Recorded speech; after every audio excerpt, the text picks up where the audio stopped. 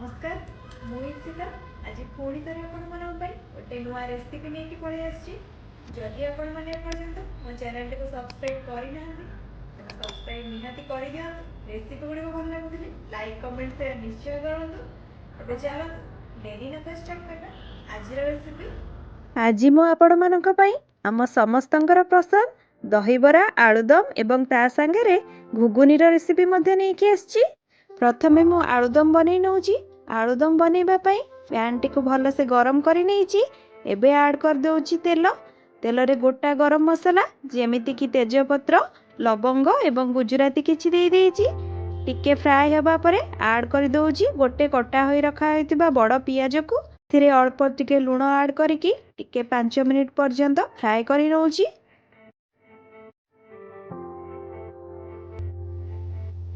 5 minute fry करिबा परे एबे ऐड करि दउछि अदा रसुण रो पेस्ट।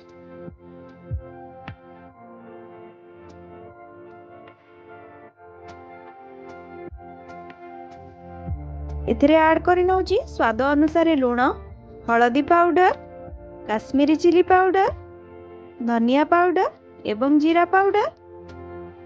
एठी मु एवरेस्ट चिकन मसला मध्ये ऐड करूछि यार स्वाद टिके भलो हबा पई।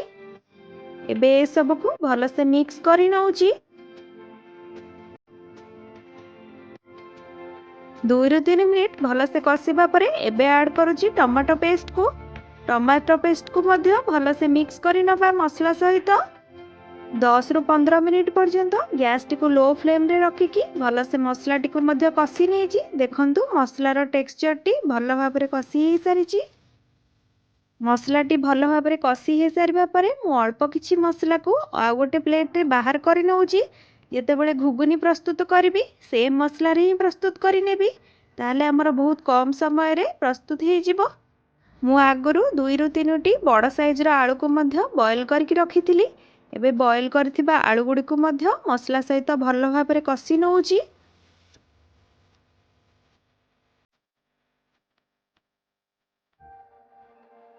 एबे 2 रु 3 मिनिट पर्यंत कवर करके रखि दउछि ताले आलूटी हमर भलो से कसी हे जिवो।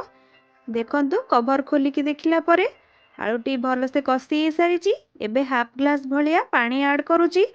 एबे भलो से मिक्स करिकी आलू को भलो भाबरे फुटिबा पई छाडी देबी काहेकि ना आलू भितरे मसला पसिबा मध्ये निहाती दरकार ताहले हमर आलूदम रो टेस्ट बहुत ही भलो आसीबो।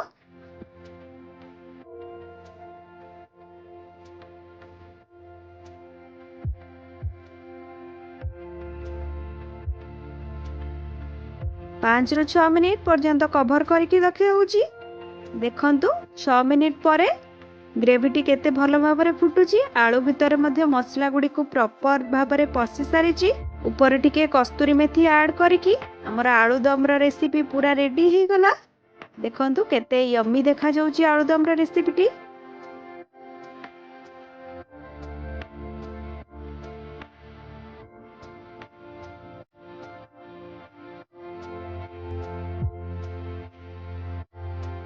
एबे मु घुगुनी प्रस्तुत करिवि। घुगुनी प्रस्तुत करिबा पई मु जो मसला टी को आ गोटे पात्र रे रखिथिली से मसला टी को अल्प किछि ऑयल ऐड करिकी पैन रे ऐड करि नउची।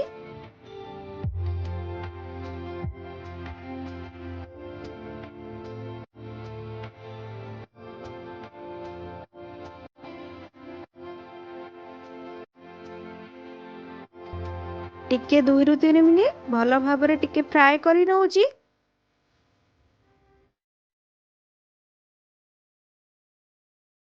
मटर टी को आगुरु मध्य मु बॉयल करके रखिथिली। एबे बॉयल होई जाइथिबा मटर गुडी को एथिरे ऐड करि नउची।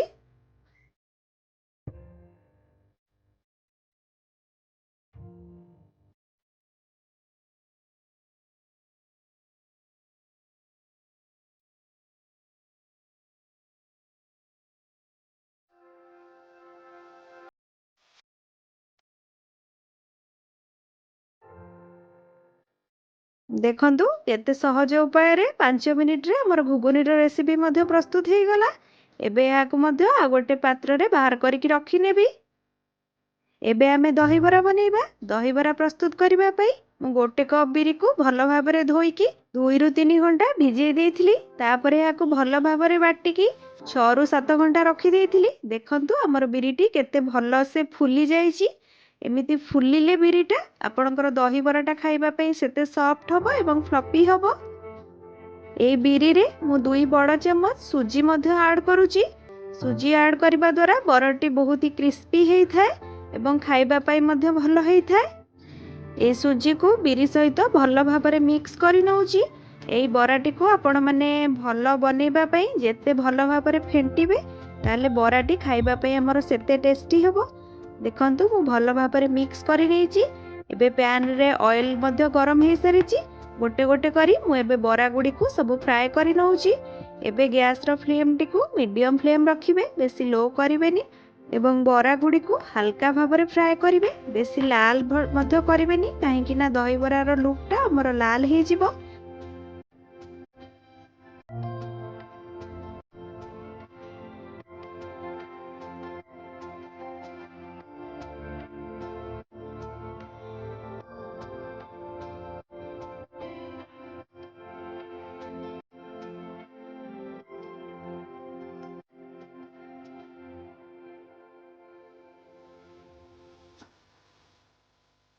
ଦେଖନ୍ତୁ ମୋର ସବୁ ବରା ଗୁଡ଼ିକୁ ମୁଁ ଏମିତି କରିକି ଫ୍ରାଏ କରି ନେଇଛି। ବରା ଗୁଡ଼ିକ କେତେ ସୁନ୍ଦର ଭାବରେ ଫୁଲିଛି ଏବଂ ଗୋଲ ଗୋଲ ହେଇଛି। ଏବେ ମୁଁ ଗୋଟେ ଜାଗାରେ ସିମ୍ପଲ ଥଣ୍ଡା ପାଣି ନେଇଛି, ଯେଉଁଟାକି ନର୍ମାଲ ରୁମ୍ ଟେମ୍ପରେଚର ଅଛି। ମୁଁ ଏବେ ସବୁ ବରା ଗୁଡ଼ିକୁ ଏଇ ପାଣିରେ ଆଡ୍ କରି ନେଉଛି। ତାହେଲେ ବରାରେ ଥିବା ଏକ୍ସଟ୍ରା ଅଏଲ ଗୁଡ଼ିକ ପାଣିରେ ବାହାରି ଆସିବ ଏବଂ ବରା ଗୁଡ଼ିକ ନରମ ହେଇଯିବ।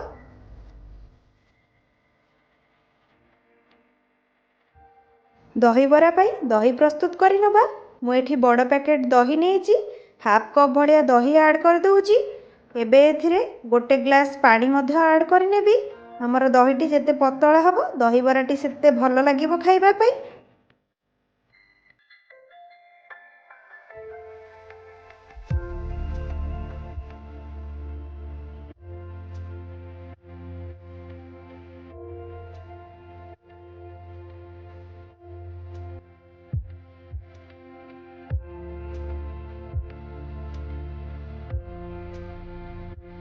ଏବେ ଏଥିରେ ସ୍ୱାଦ ଅନୁସାରେ ଲୁଣ ମଧ୍ୟ ଆଡ୍ କରି ନେଉଛି।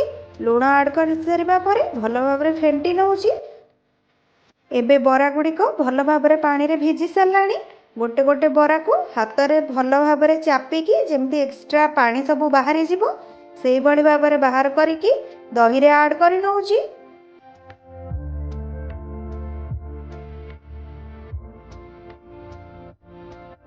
ଏବେ ଆମେ ଦହିବରା ପାଇଁ ଗୋଟେ ଛୁଙ୍କଟେ ପ୍ରସ୍ତୁତ କରି ନେବା। ତଡ଼କା ପ୍ୟାନରେ ଆଡ୍ କରିଛି ଅଳ୍ପ କିଛି ଅଏଲ। ଅଏଲ ଗରମ ହେଇଯିବା ପରେ ଅଳ୍ପ କିଛି ଜିରା ଏବଂ ଗୋଟେ ଗ୍ରୀନ୍ ଚିଲି ଆଡ୍ କରିଛି ଏବଂ କିଛି ଭୃଷଙ୍ଗ ପତ୍ର ମଧ୍ୟ ଆଡ୍ କରିଛି।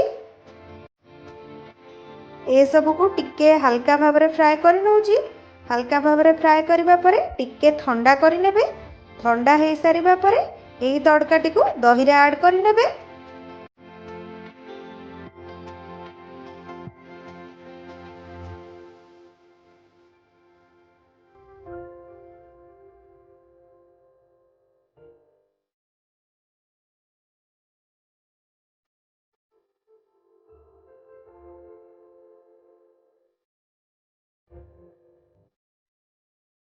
ଦେଖନ୍ତୁ ଭଲସେ ମିକ୍ସ ହେଇଯିବା ପରେ ଆମର ଦହିବରାଟି ମଧ୍ୟ ଖାଇବା ପାଇଁ ପୁରା ରେଡ଼ି। ଏବେ 3 ରୁ 4 ଘଣ୍ଟା ଟିକେ ରଖିଦେବେ, ତାହେଲେ ଦହି ଗୁଡ଼ିକ ବରା ମଧ୍ୟରେ ଭଲସେ ପଶିପାରିବ ଏବଂ ଖାଇବା ପାଇଁ ମଧ୍ୟ ଟେଷ୍ଟି ଲାଗିବ। ଏବେ ମୁଁ ପ୍ଲେଟିଂ କରି ନେଉଛି। 6 ରୁ 7 ଘଣ୍ଟା ମୋର ବରା ଗୁଡ଼ିକ ଦହିରେ ଭଲ ଭାବରେ ଭିଜିକି ରହିଥିଲା ଏବଂ ବରା ଗୁଡ଼ିକ ମଧ୍ୟରେ ଦହି ଗୁଡ଼ିକ ଭଲ ଭାବରେ ପଶି ସାରିଛି। ମୁଁ ବରା ଗୁଡ଼ିକୁ ଫାଷ୍ଟ ଦେଇଦେଲି, ଏକ୍ସଟ୍ରା ଦହି ଗୁଡ଼ିକ ମଧ୍ୟ ବାହାର କରିନେଲି। ଦେନ୍ ଉପରେ ପ୍ରସ୍ତୁତ କରି ରଖିଥିବା ଗରମା ଗରମ ଆଳୁଦମକୁ ମଧ୍ୟ ଦେଇ ଦେଉଛି। ତାପରେ ଆଡ୍ କରୁଛି ଟିକେ ଘୁଗୁନି,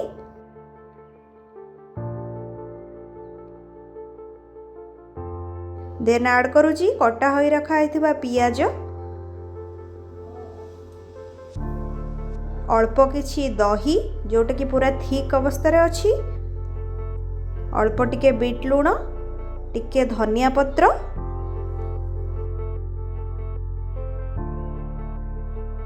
एबे गोटे प्लेट रे दही बरार दही अल्प टिके नेइची गोटे ग्रीन चिली को सेतिरे टिके भांगिकी नौची। आपन को जदि स्पाइसी पसंद तो आपण माने एमती करिकी खाई परिबे। जदि नॉर्मल फ्लेवर रे खाउचंती तो एटा ऐड न करले भी चलिबो।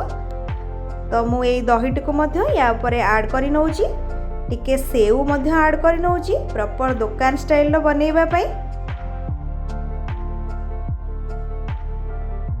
देखंतु आमर समस्तक पसंदीदा दहीबरा आलुदम पूरा रेडी। आज एतिकी पुणी देखा हबो आ गोटे नुआ रेसिपी सहित।